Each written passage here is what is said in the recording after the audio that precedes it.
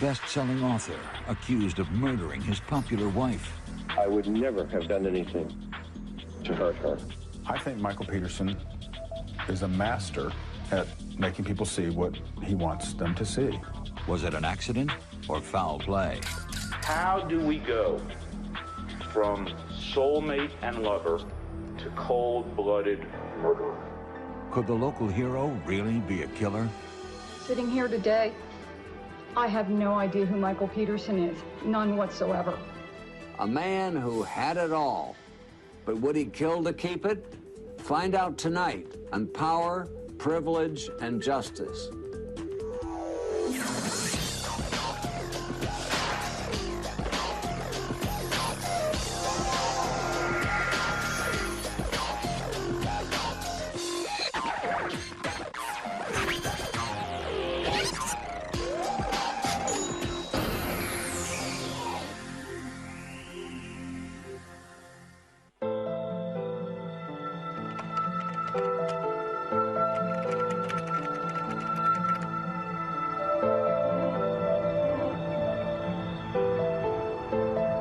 Durham, North Carolina, home of the best-selling novelist and newspaper columnist Michael Peterson and his wife Kathleen, a prominent socialite. They were a real couple. It was the kind of relationship that, you know, everybody wants or strives for. The Petersons lived in a sprawling 14-room mansion in Forest Hills, Durham's most prestigious neighborhood. They're both so bright. And you put them together, and you've got a whirlwind of intelligence and charisma and excitement and insight, and people just like being around them. Everyone in Durham knew the rich and popular Petersons. Kathleen was a fixture at society events. Michael was a best-selling author and a war veteran. But all that would change in December 2001 when the police received an emergency phone call from the Peterson house. 911, where's your emergency? 1810 Cedar Street, please. What's wrong? My wife had an accident. She's still breathing. What kind of accident? Down on the stairs. She's still breathing. Please come. Is she conscious? What? Is she conscious? No, she's not conscious. Okay, how many stairs did you fall down? Huh? How many stairs? Stairs. How many stairs? I could hear someone that sounded like they were sobbing. When we got into the house, and as soon as we made our left-hand turn and went just a little bit forward, is when we noticed that that's where the patient was laying, was at the foot of the stairs. And Michael Peterson was standing right there on top of him. Her laying there, I mean, blood everywhere on the wall, all over her body. Her eyes was open. I can just, that look out in space, like, just looking nowhere. You see that 100 times in EMS with the eyes open, the patient is deceased. Distraught, Peterson tells the paramedics that he and Kathleen drank champagne and watched a video before deciding to go to bed. He went out to the pool to turn off the lights while Kathleen went up to the bedroom. When he came back in the house, he found her lying at the bottom of the back staircase. Durham Police Sergeant Terry Wilkins arrives next at the Peterson house. I was immediately struck with the amount of blood that was on the scene, and there was spatters considerable distance up the wall. There was a pool of blood. It was very obvious that there was a need to call someone. Homicide Detective Art Holland is paged to the scene. There was just a tremendous amount of blood on her clothing, on the walls, behind her, on the steps, on the face plates of the steps, and on the bottom of her feet. As Holland examines the scene for other clues, police officers escort Michael Peterson to his study at the other end of the house. He did seem somewhat confused. There were some things that I would say, as a normal part of my behavior, I'm not sure that I would be acting that way. It was brought to my attention that Mr. Peterson was on his computer at some point when his wife has just been found deceased. It just sent a message that he was not, or did not seem to be concerned about losing his wife. Holland continued his survey, finding blood on the ground, the couch, and the front door. There was some blood on the inside of the door, which appeared to be smeared or wiped. There was the smell of the alcohol in the sink, why it was poured down the sink, and the placing of the 2 champagne glasses beside the sink, one being smudged with fingerprints and the other one, there was just no finger impressions or smudges on it whatsoever. There was just a lot of things that just did not add up. But based on the scene, Holland did know one thing. Michael's story just didn't make sense.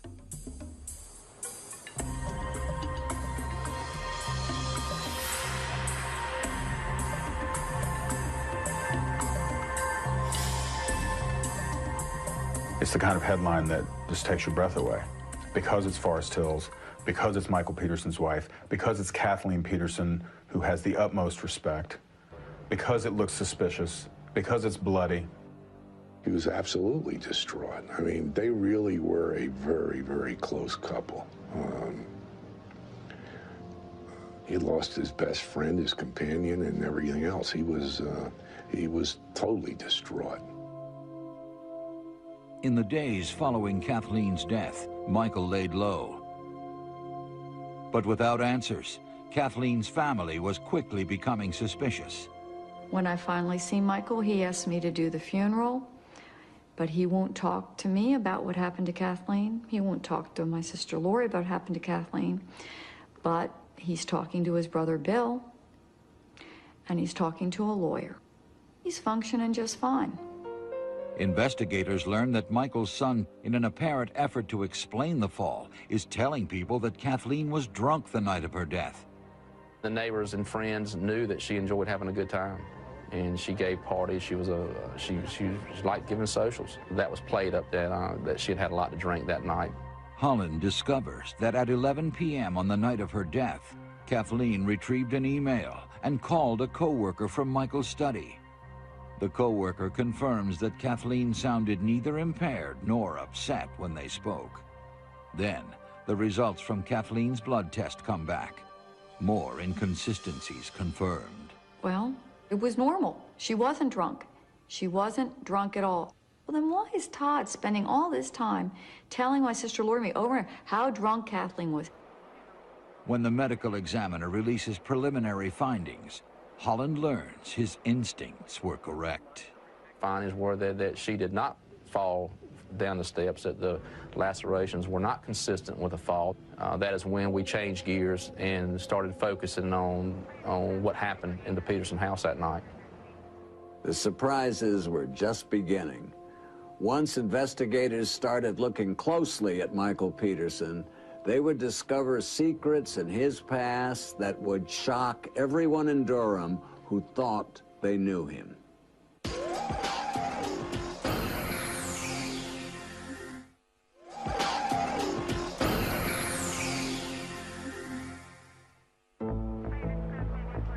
When writer Michael Peterson's wife, Kathleen, was found dead at the bottom of a staircase in their elegant mansion, all of Durham, North Carolina was stunned.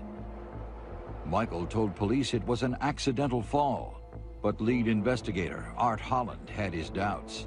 Well, this case is like no other that I have investigated. It was a very complicated crime scene. You know, when you're dispatched to a shooting or to a stabbing, you know that it was a shooting or a stabbing. In this particular case, it wasn't like that. There were cops and police cars camped out on the lawn for days.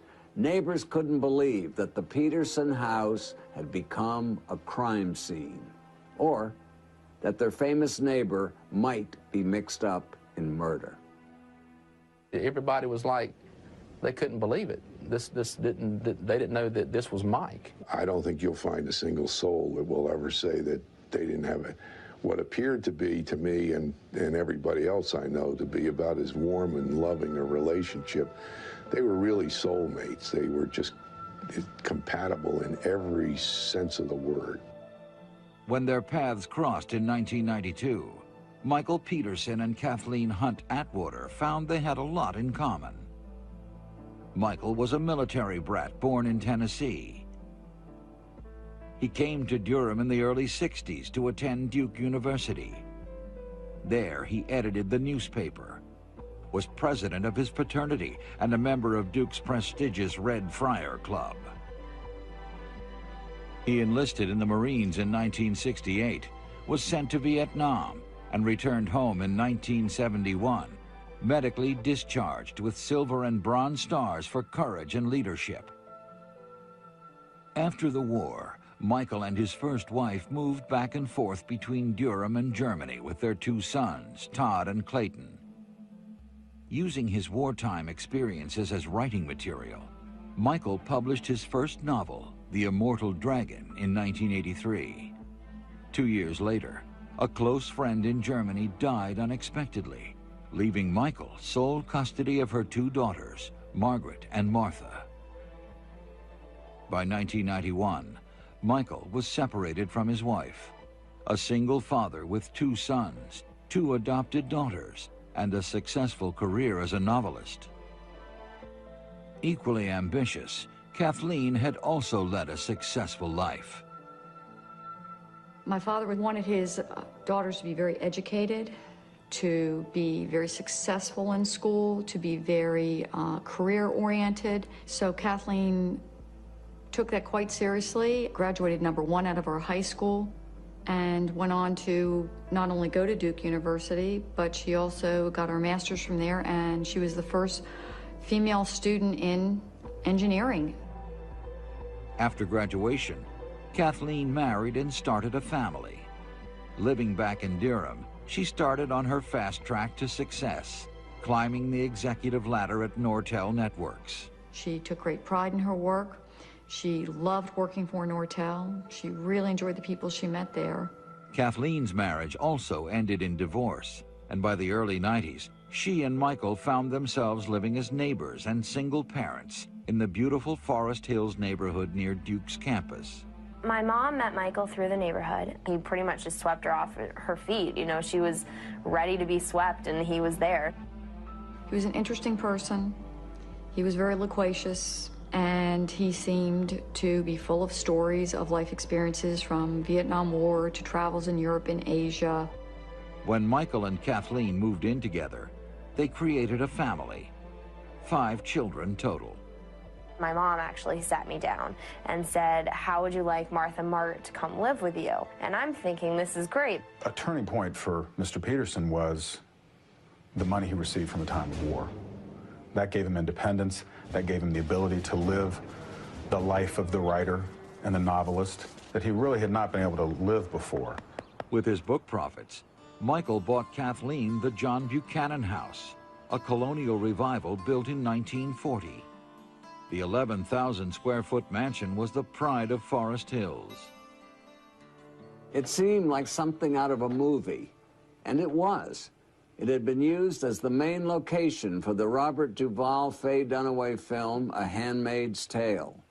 There were 14 rooms, each bigger than the next, a giant redwood paneled study, an award-winning rose garden, and fountains in the swimming pool. The foyer of the house was so large, and it had a staircase that swept around 3 walls of the foyer. It was unbelievably grand and beautiful. In 1997, Michael and Kathleen were married in the foyer of their elegant home. Kathleen was really a happy, beautiful bride, and she had magnolia leaves all down the railing, and she had the wedding of her dreams. And I think up on top of that hill in Forest Hills, Mike Peterson was where he thought he belonged. Michael and Kathleen quickly became known within Durham's inner circle for their lavish cocktail parties and grand dinners. My sister thought nothing of having 30 to 60 people for dinner. Her friends saw her as a superwoman, a mother of 5, member of the Durham Arts Council, and senior executive at Nortel. This woman could make that house look perfect, could rise to the highest levels of a very competitive company, be a wonderful mother, and be out and about in the arts, and cook, and hold parties. How many people do we know that can do all of that?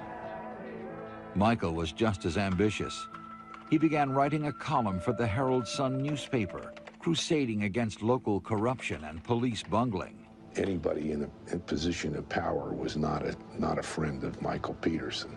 He had alienated a lot of people because he's very opinionated, and he was attacking the establishment here. Encouraged by his increasing popularity and his reputation as a man of the people, Michael ran for mayor in 1999. What I think we need to do is go back to our center.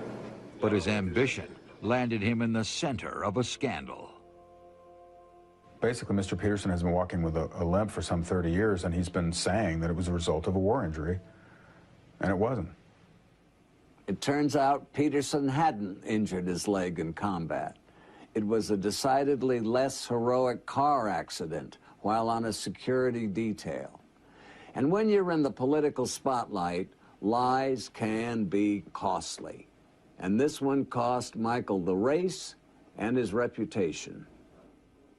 Some of my mother's closest friends at the time were in support of Michael also. And unfortunately, you know, when that story came out, they really felt like he'd lied to their faces and he'd betrayed them. And that was the first time that I've really seen my mom exert like her kind of just submission to Michael. She just kind of said, he's my husband, I'm standing by him. It was a terrible fall from grace, about as tough a fall from grace as you can have. I mean, this was a guy, I think, that was born with tremendous talent. And look what's happened. The defeat in the mayor's race was just the start of a string of losses for Michael. 2 years later, he ran for city council and met with another defeat. Then Kathleen's luck started to run out too. Her life, I noticed, started to change, and as a lot of people's lives did, when a lot of the high-tech stocks were starting to go down. She, at times, was worth several $1 million with her stock and stock options. The price was drastically falling, and the Nortel stock and its options was her plans to retire off of. She had plans at some point to move to Paris and have a second home there. The Petersons' perfect life was beginning to unravel, at work and at home. The house always needed a lot of work.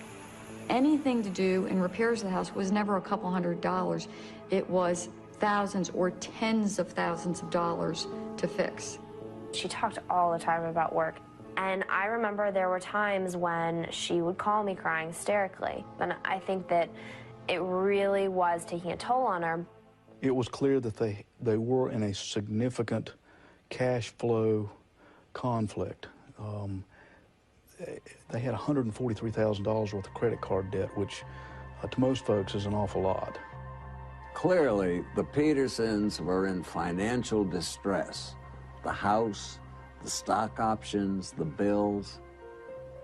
But don't think Michael wasn't aware of what remained.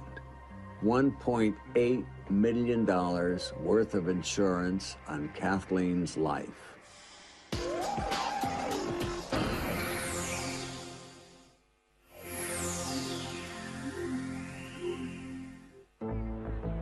The evidence was mounting that popular novelist Michael Peterson was involved in his wife's death. But many friends continued to believe he was innocent.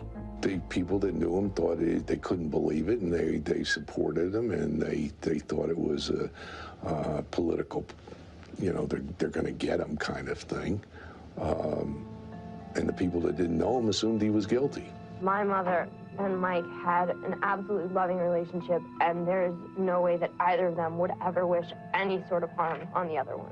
At the time, you know, people questioned, well, why was I so supportive of him then? But at the time, I had no really other way to think, and who wants to think that their stepfather has done this? My mother would just be absolutely appalled, and this is the last thing that she would have ever wanted to happen to her husband. And then the autopsy report came out, and that, of course, made me completely convinced that she was murdered.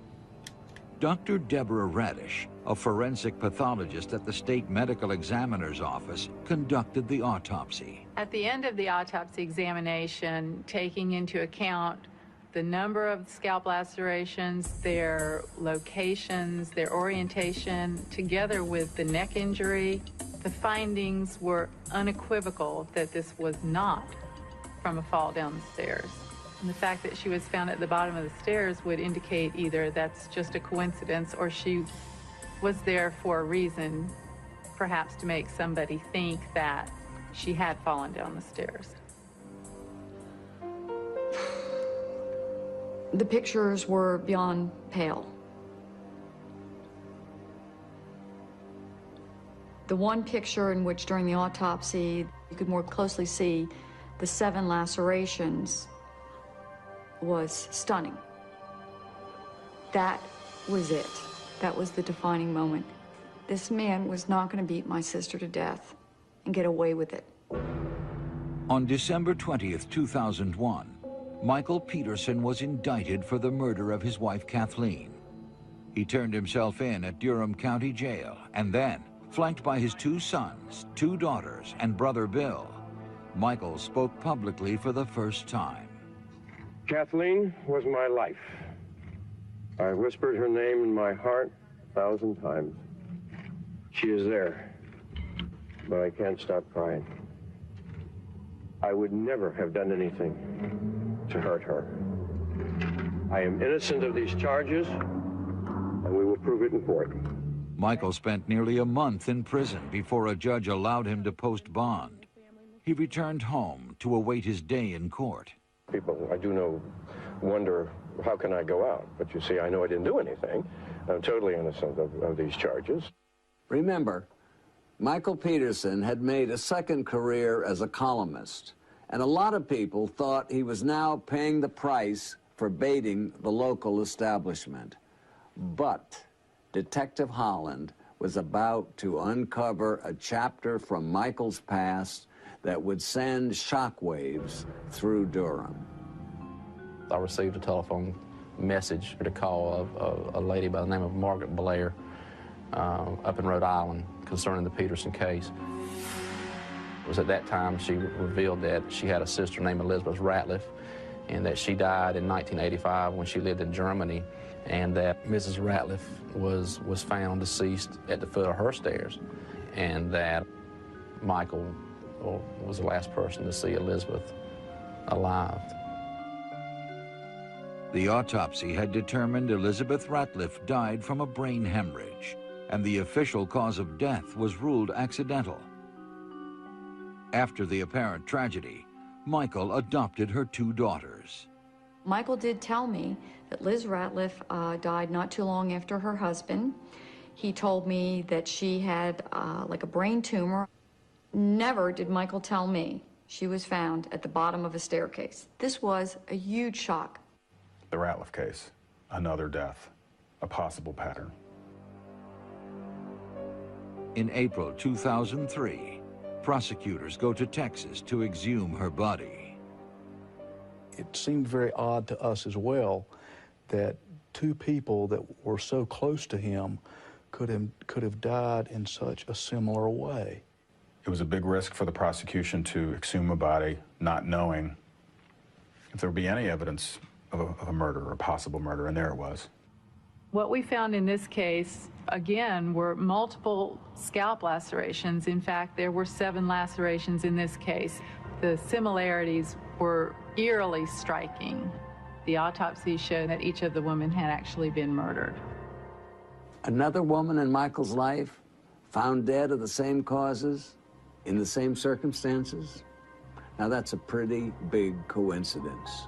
And even for Michael's friends, it was getting hard to believe in his innocence. But the police were about to learn something about Michael's lifestyle that would be even more damning.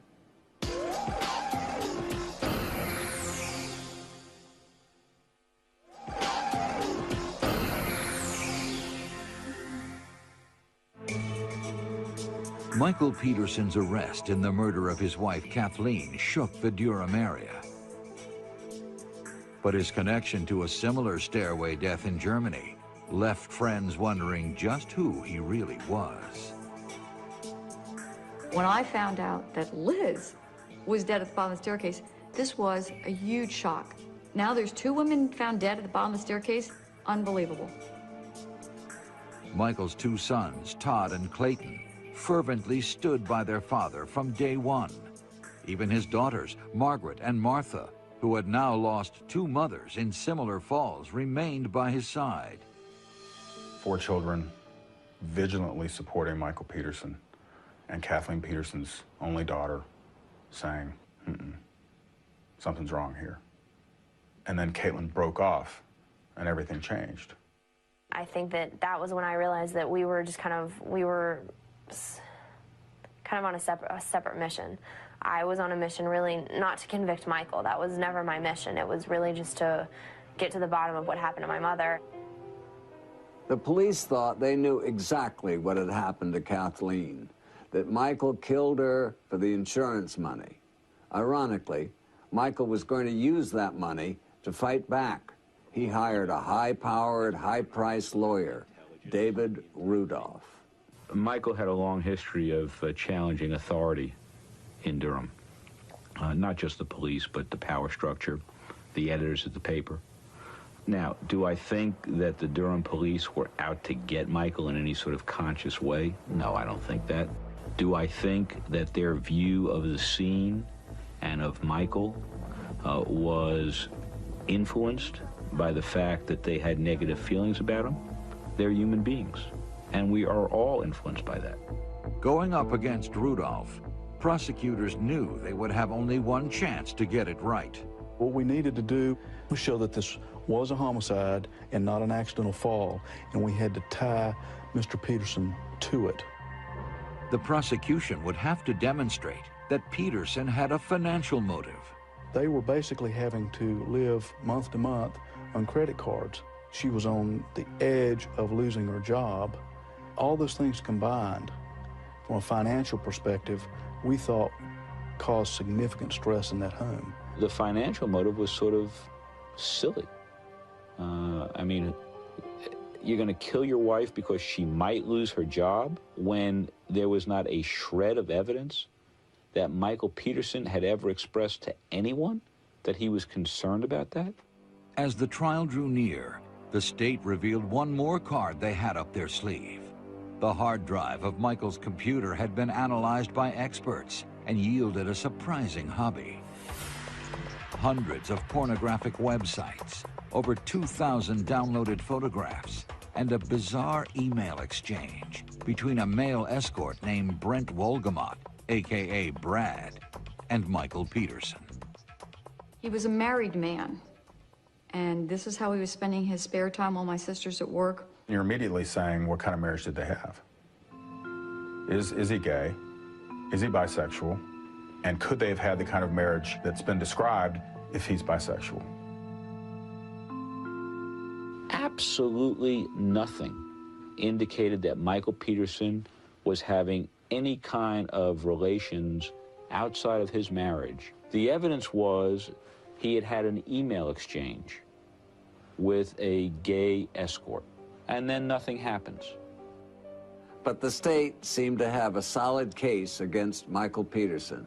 A damning autopsy report, the mysterious death of Elizabeth Ratliff, and the emails he sent to Brad. But where was the murder weapon? One unanswered question is all a smart defense attorney needs. And so the trial began.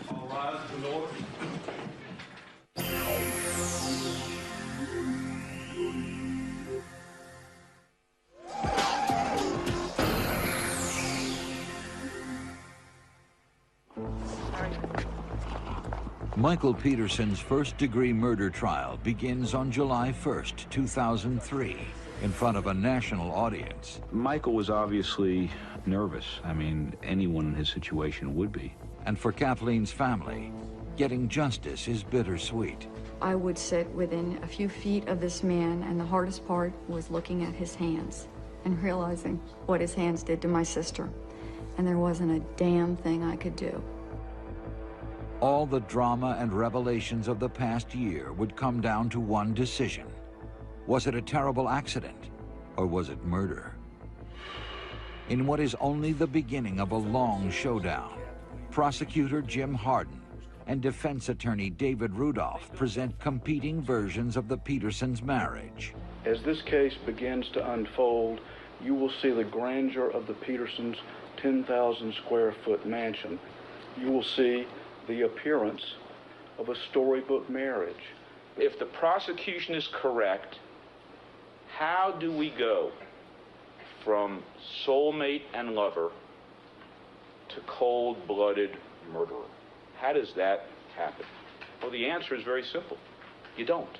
The strongest evidence of Michael's innocence is the call he made to emergency services the night Kathleen died. 911, where's your emergency? It was not the kind of call that you would expect to hear from someone who had murdered their wife. Please, get them in here right away. Please. Okay, somebody's dispatching the ambulance while I ask you questions. It's a voice hill, okay?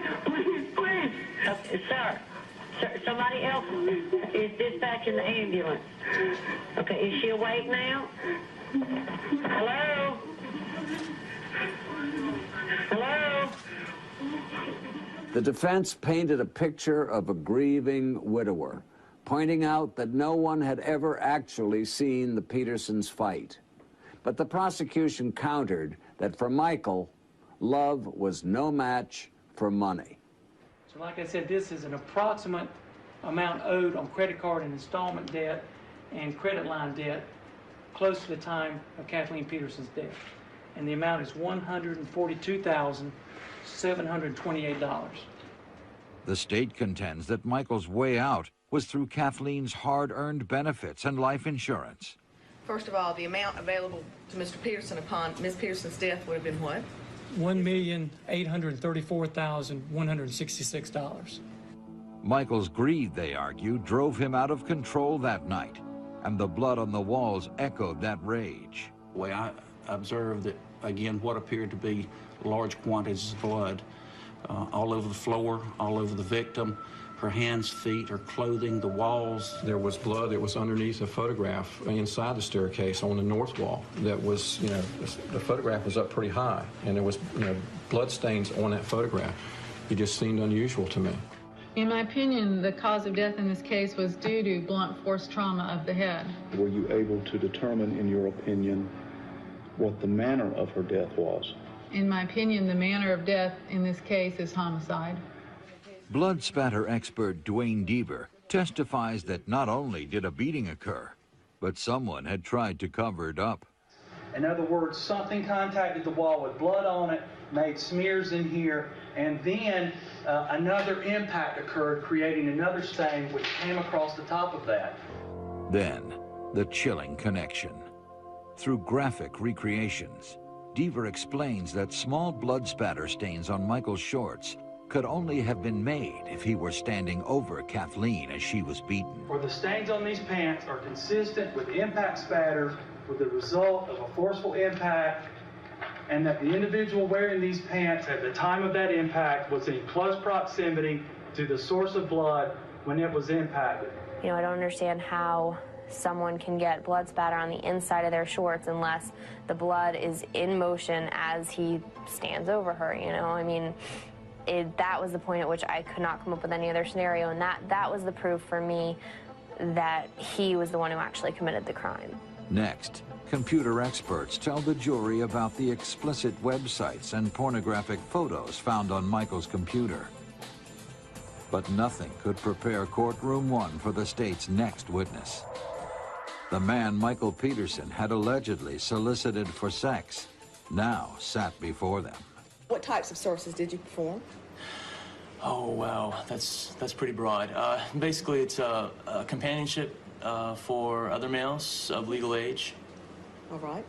And did that involve sexual activities?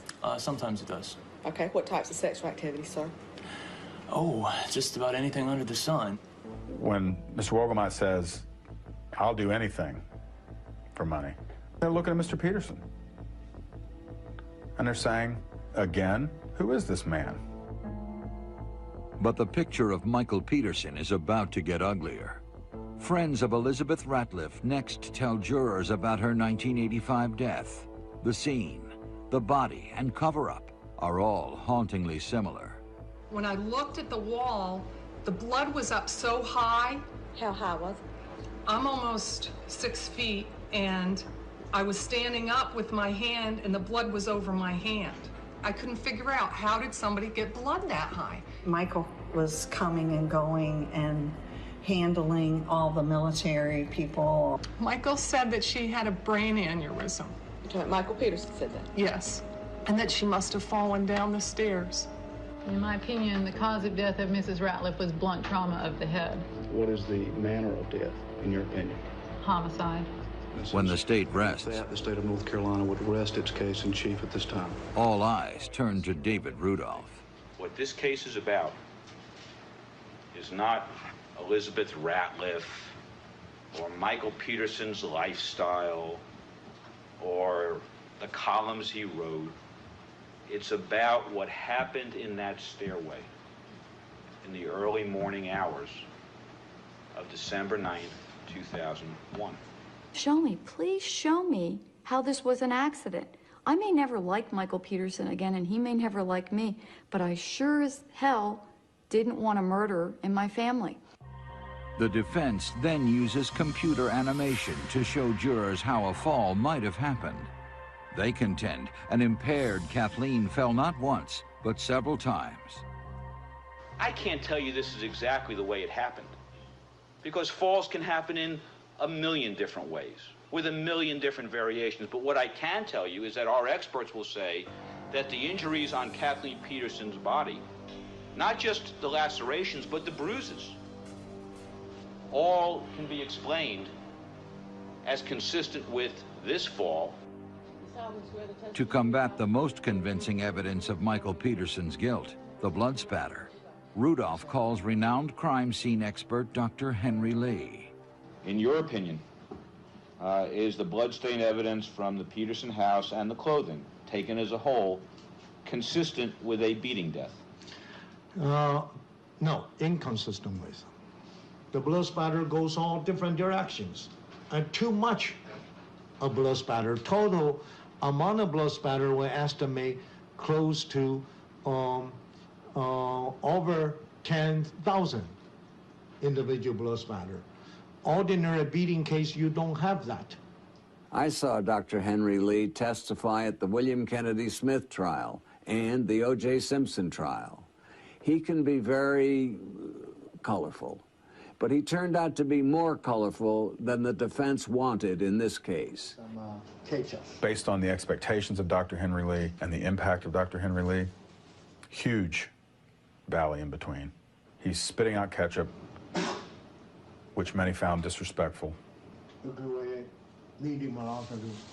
mean, he said there's too much blood for it to have been a fall, but yet there's enough for it to be an accident. After I saw the defense experts, I really knew more in my heart of the strength of his guilt. The one thing prosecutors are missing is a murder weapon. Based on Kathleen's injuries, the state knew the object had to be stiff enough to cause lacerations, but not heavy enough to cause a skull fracture. Kathleen's sister had given her a fireplace blowpoke as a present. That blowpoke was missing from the house. It needed to be something that could be wielded in that stairwell. It also needed to be something that had a configuration that was consistent with two marks that we found at that scene. In the last remaining days of trial, Rudolph surprises the courtroom and unveils the missing blowpoke. Found by defense investigators in Peterson's garage, the item was covered not in blood, but with spider webs and dust. They spent the entire trial proving that it was a blowpoke. We established beyond any reasonable doubt that it wasn't a murder weapon. We brought it into court. I don't think anybody believed that it was just found a few days before the close of their evidence. There were police officers all over that house. They literally measured every inch of it. So had it been there, we would have found it. The jury had seen it all: sex, money, and an alleged murder weapon. But would it be enough to convict Michael Peterson?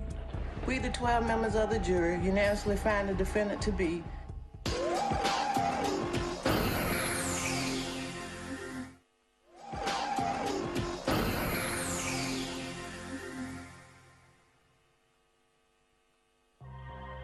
talked about the fact that it's the state's burden to prove beyond a reasonable doubt. The trial of Michael Peterson for the murder of his wife was coming to a close. After 13 weeks of testimony, it was now up to the jury. They had to decide whether to believe the most important story he ever told or send him to prison for life. In closing arguments, both sides urged the jury to use common sense and make the right decision. You don't decide to kill your wife in a first-degree murder for no reason. And the simplest explanation for the kinds of injuries that Kathleen Peterson had and the kinds of injuries that she didn't have is that she fell. To me, the strongest words of the trial were the quiet, soft, yet steely words of Jim Harden, almost whispering to the jury. Ladies and gentlemen, these walls are talking. Kathleen Peterson is talking to us through the blood on these walls. She is screaming at us for truth and for justice. 4 years of marriage, a beautiful mansion, a blended and brilliant family, a bond that seemed unbreakable had boiled down to 15 hours of deliberation. Kathleen's fate had already been decided. Now, it was Michael's turn. Has the jury reached a unanimous verdict on the issue that was submitted to you? Yes. Ladies and gentlemen of the jury, you are returning the following verdict. State of North Carolina versus Michael Iver Peterson. We, the 12 members of the jury, unanimously find the defendant to be guilty of first-degree murder. This the 10th day of October 2003. It seemed surreal, the guilty verdict, his first lack of reaction, his initial lack of reaction.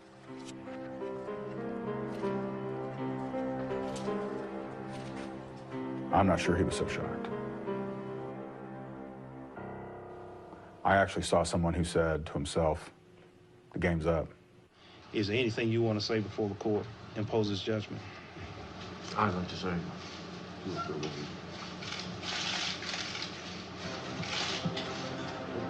Defendant is imprisoned in the North Carolina Department of Corrections for the remainder of his natural life without the benefit of parole. In Germany, officials have reopened the Ratliff case and are actively interviewing witnesses. But some questions may never be answered. I felt absolute relief for Kathleen's family because I knew that with this verdict, at least this chapter in this book could be closed. But in terms of exactly what happened on that evening, nobody knows but Kathleen Peterson and Michael Peterson. It's hard to think that she obviously, went through suffering on December 9th, and I'm sure that there was a lot of suffering before then that I sadly probably didn't know about. I think that it's really nice to just remember her as such a loving and giving person that really, I don't think she really had any regrets except for she would have loved to live 100 years more, so.